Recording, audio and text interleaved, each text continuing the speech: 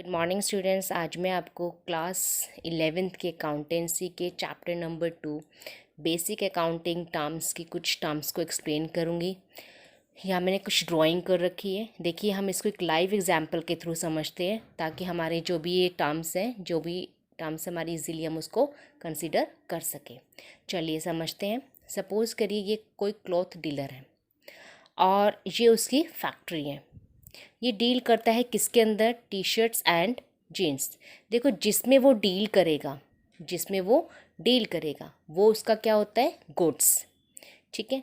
Suppose करिए, देखिए cloth dealer है। इसने फैक्ट्री में कुछ क्या किया होगा, कुछ अमाउंट लगाया होगा, तो वो हमारी, देखो अकाउंटिंग टर्म में हम उसको क्या कह देते हैं? अकाउंटिंग टर्म में हमारी वो क्या कहलाती है? Capital. Amount invested by the owner in the firm is known as a capital। जो इस ऑनर का है, जो मालिक है कंपनी का, फैक्ट्री का जो भी मालिक है, उसने क्या कर रखा है? इसको अपना पैसा इसमें इन्वेस्ट किया है, तो हम उसको अकाउंटिंग टर्म में हम उसका नाम दे देते हैं क्या? कैपिटल। ठीक है। सपोज करिए क्लॉथ डीलर का नाम है मिस्टर राम। देखो, क्लॉथ डीलर का नाम क्या है? मिस्टर राम। सपोज़ करिए कि मिस्टर राम को अपने घर के रिक्वायरमेंट के लिए, अपने लिए रिक्वायरमेंट के लिए या फिर अपने बच्चे के लिए उसे क्या ज़रूरत थी? टी शर्ट्स और जीन्स की। तो वो उसने क्या करा? इसमें से, इस फैक्ट्री में से उसने इसको निकाल लिया। देखिए, अगर कोई चीज़ हम अपने पर्सनल यूज़ के लिए निकालते हैं तो उसको हम अकाउंटिंग टर्म में क्या कह देते हैं? ड्राइंग। ठीक है। विड्रॉ करते हैं गुड्स, हमने विड्रॉ किया। गुड्स किसके है? किस में डील कर रहा है? टी शर्ट और जीन्स में। हम इसको पर्सनल यूज़ के लिए निकाल रहे हैं, ऑफिस के मतलब कि सेल परचेज नहीं कर रहे, अपने पर्सनल यूज़ के लिए ले रहे हैं, विड्रॉ कर रहे हैं। तो उस टर्म को हम क्या कह देते हैं? उस टर्म को हम क्या देते हैं? ड्राइंग। ठीक है। मैंने आपको फर्स्ट एंड सेकेंड बता दिया। गुड्स मैंने आपको बता दिया जिसमें हम डील करते हैं। पहले हम इसको सिंपल लैंग्वेज में समझते हैं, फिर इसकी हम डेफिनेशन पढ़ेंगे।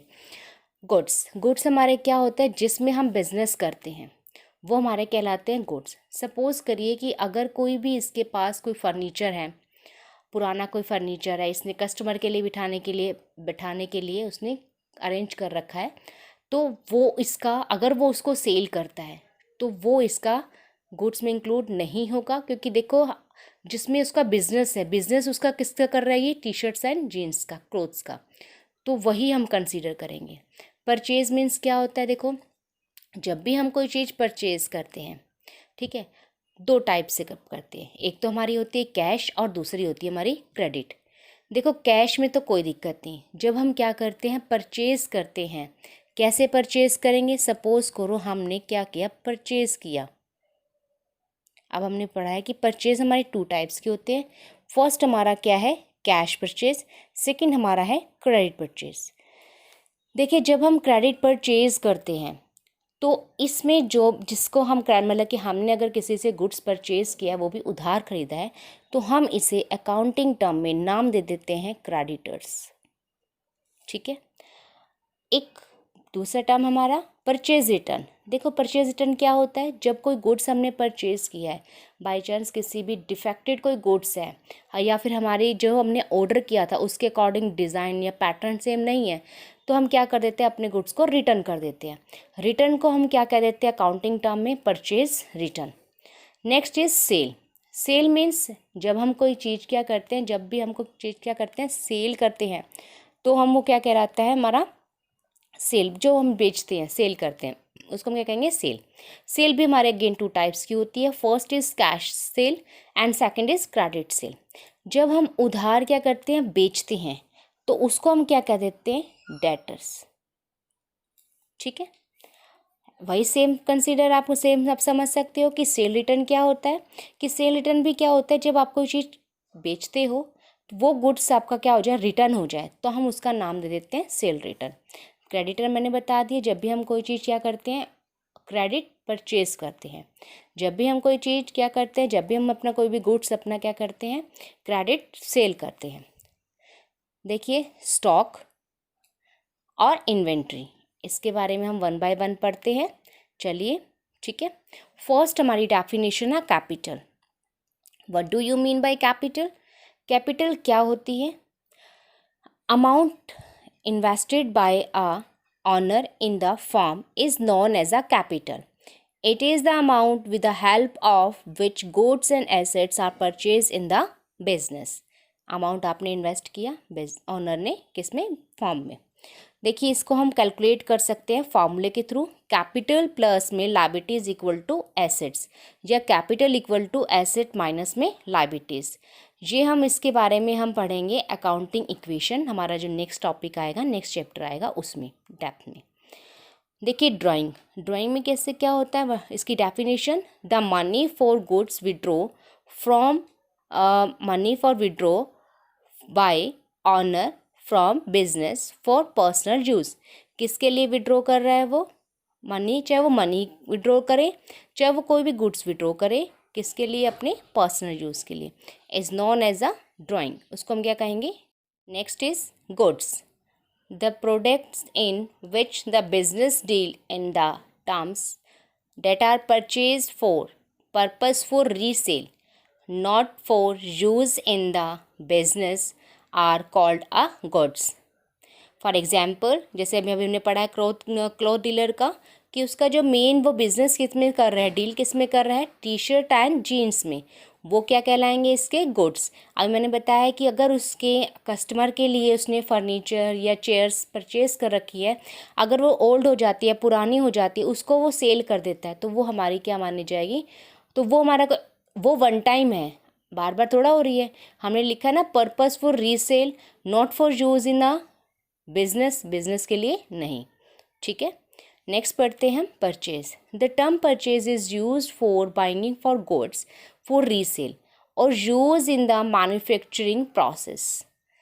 The terms purchase includes both cash and credit purchase of goods. Two types की होती है।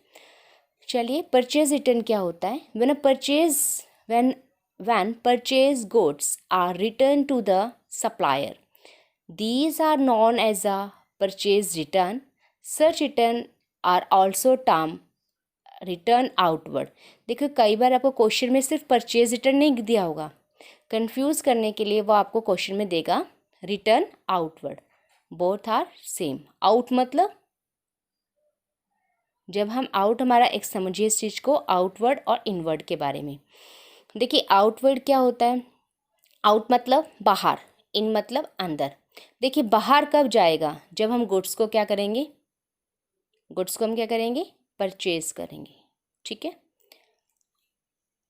नेक्स्ट देखिए sales. Sales means transfer of ownership of goods और services to customer for a price. देखिए ऑनरशिप ही आपकी क्या हो जाती है? ट्रांसफ़र हो जाती है। देखिए समझो इस चीज़ को।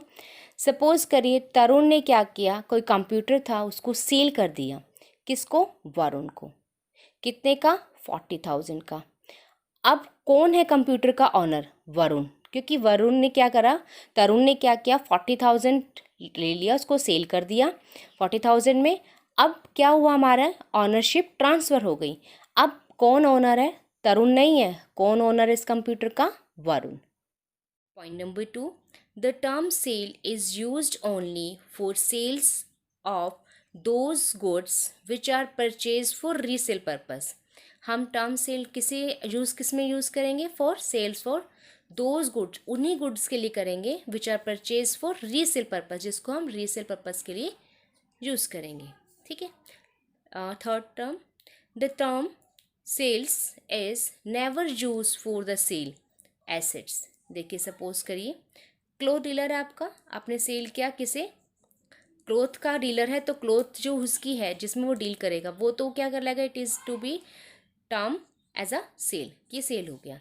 ठीक है, नेक्स्ट क्लोथ डीलर है, कोई फर्नीचर है, कोई चेयर है, इसको हम क्या करेंगे? देखो वो वन टाइम सेल करता है। अगर उसका न्यूज़पेपर भी है, न्यूज़पेपर कोई पुराने न्यूज़पेपर को अगर वो सेल करता है, सेल आउट करता है, तो वो उसकी क्या है आपको कह सकते हो उसको, देखो वो उसको कंसिडर नहीं करेंगे एज अ सेल, क्योंकि वो रेगुलरली नहीं कर रहा उसको। It will not term as a sale. उसको हम सेल नहीं कंसीडर करेंगे। Next, sale return. Some customer might return the goods sold to them. These are terms as sale return और रिटर्न इनवर्ड। या हम ये भी कह सकते हैं when sold goods are returned from customer due to any reason is known as a sale return। ठीक है। Next term is creditor. Creditors are people or entity from whom goods have been purchased on credit। क्या करते हैं हम? Purchase करते हैं credit, and payment is yet to be made against them, और payment करते हैं। Next is debtor. Debtors are a person and or other entity to whom business has sold goods and services on credit. Amount has not received yet। ठीक है। Next is stock. इसको हम कहते हैं stock in trade भी कहते हैं या फिर simple stock. The term stock include the value of those goods which are purchased for resale and which are lying unsold at the end of accounting year. देखिए, इसको हम समझते हैं। स्टॉक क्या होता है? इंक्लूड होता है value of those goods which are purchase for reselling, ठीक है, and which are lying unsold at the end. जो हमारा बच जाता है उसको भी हम क्या मानते हैं? स्टॉक ही मानते हैं। अब देखिए, स्टॉक टू टाइप्स का होता है mainly, opening stock and closing stock. कब हम इसको ओपनिंग मानेंगे और कब हम इसको क्लोजिंग मानेंगे, पहले इसको समझते हैं। देखिए, सपोज करिए देखो हमारा फाइनेंशियल ईयर क्या होता है, और जैसे हमारा स्टार्ट कब होता है? 1 अप्रैल से। जैसे 1 अप्रैल 2017 से लेकर 31 मार्च 2018 तक। देखिए, हमारी जो 1 अप्रैल को हमने कितने का गुड परचेज़ किया था? 2 लाख का। हमारी जो सेल हुई है, सिर्फ कितना हमने मतलब कि प्रोडक्ट बनाया था, ठीक है, तो कितने का परचेज़ किया था हमने? वो 2 लाख का। लेकिन हम सिर्फ उसको से मतलब 2 लाख हम उसको सेल आउट नहीं कर पाए। कितना कर पाए? सिर्फ 1,80,000। ईयर के एंड में हमारे पास रिमेनिंग स्टॉक कितना बच गया? 20,000। जो रिमेनिंग हमारा स्टॉक बच गया वो हमारा क्या कहलाएगा? Closing stock. इस साल का वो क्लोजिंग स्टॉक, नेक्स्ट ईयर का वो क्या बन जाएगा? Opening stock. ठीक है, ठीक है। गुड्स मतलब कहने का मतलब क्या है? हमने परचेज किए थे 2 लाख, लेकिन हम सेल आउट कितना कर पाए? 1,80,000 ही कर पाए। जो 20,000 आपका गुड्स बच गया वो उस साल का मतलब 31 मार्च का वो एंडिंग था। एंडिंग में जो गुड बच गया हम उसको क्लोजिंग स्टॉक मानेंगे। लेकिन ये क्लोजिंग स्टॉक नेक्स्ट ईयर मतलब कि 1 अप्रैल 2018, यही 20,000 मेरा क्या बन जाएगा? Opening stock. ठीक है। लास्ट टर्म पढ़ते हैं, इन्वेंट्री। देखिए, अगर हम एक मैन्युफैक्चरिंग कंसर्न से अगर इसको समझें तो ज़्यादा अच्छे से एक्सप्लेन कर पाएंगे। सपोज करिए ये कोई हमारी क्या है? क्लॉथ मिल है, ठीक है। मैन्युफैक्चरिंग कंसर्न से हमारी जो इन्वेंट्री के टाइप्स होते हैं वो 4 टाइप्स के होते हैं। कैसे? सपोज करो जैसे कि रॉ मटेरियल। अगर हम कोई भी क्लोथ्स बनाएंगे तो डिफरेंट तरह के फैब्रिक हम उसको यूज़ करेंगे। फॉर एग्जांपल जैसे कॉटन का या पॉलिस्टर का, जिसमें हमें क्या करना है, हमने कौन से फैब्रिक का डिपेंड करता है वो आप कौन से फैब्रिक को यूज़ करते हैं। एक कपड़े को बनाने के लिए हम क्या देखेंगे, यूज़ करेंगे, उसका रॉ मटेरियल क्या है हमारा? क्लॉथ, या क्लॉथ कैसा भी हो, या तो क्लॉथ कॉटन का होगा, ठीक है, या फिर मतलब रॉ मटेरियल हमारा क्या होगा? या तो कॉटन होगा या फिर पॉलिस्टर, उसी से हम अपने क्लॉथ बनाएंगे। सेकेंड हमारा क्या होता है? Work in progress. 50% to 60% of good. Suppose करिए अगर आप कोई क्लॉथ, सपोज करिए आप कोई टी शर्ट वगैरह जीन्स वगैरह बना रही हैं, तो वो जो आइटम है वो आपका कंप्लीट नहीं हुआ है, वो सिर्फ 50 या 60% कंप्लीट हुआ है, मतलब वर्क इन प्रोग्रेस। कई बार आपने देखा भी होगा, कई बार आप जाते हैं तो रोड के वहाँ पे एक बैनर लगा होता है, उसके ऊपर बड़ा बड़ा लिखा होता है वर्क इन प्रोग्रेस, मतलब कि कार्य प्रगति पे है, ऐसा कुछ वर्ड लिखा होता है। तो वो क्या है कि अभी वो इनकम्प्लीट है, कंप्लीट नहीं हुआ है। उसका भी जो कंस्ट्रक्शन का कोई भी काम है वो भी 50, 60 या 70% कंप्लीट है, मतलब उसको आप कंप्लीट नहीं मान सकते। तो ऐसे ही इसमें है कि अगर आप कोई क्लॉथ बना रहे हो, सपोज करो टी शर्ट बना रहे हो, तो आपने रॉ मटेरियल यूज़ कर लिया, वर्क स्टार्ट कर लिया, लेकिन अभी आपका कंप्लीट नहीं है, वो 50-60% ही कंप्लीट हो पाया है। Finish good. फिनिश गुड मतलब कंप्लीट गुड, आप उसको क्या, आपका माल बिल्कुल तैयार हो चुका है, आप उसको सेल कर सकते हो। Stock in trade, purchase for reselling, ठीक है, इस चीज़ का ध्यान रखिए। फिनिश गुड कब? गुड्स इन द फैक्ट्री, जब ये किस में हो, गुड्स हमारा कहाँ पड़ा हो, फैक्ट्री के अंदर पड़ा हो। परचेज फॉर रीसेलिंग हमने लिखा है, ये कब हम कहेंगे, गुड्स इन अ शॉप, मतलब कि देखो गुड्स फैक्ट्री में था, फैक्ट्री से कहाँ तक पहुँच गया, शॉप पे, तो हम इसको कह देते हैं स्टॉक इन ट्रेड, मतलब परचेज फॉर रीसेलिंग, आप उसको रीसेल कर सकते हो। I hope so you understand what I am saying to you. Thank you so much, have a nice day. Next video मिलते हैं।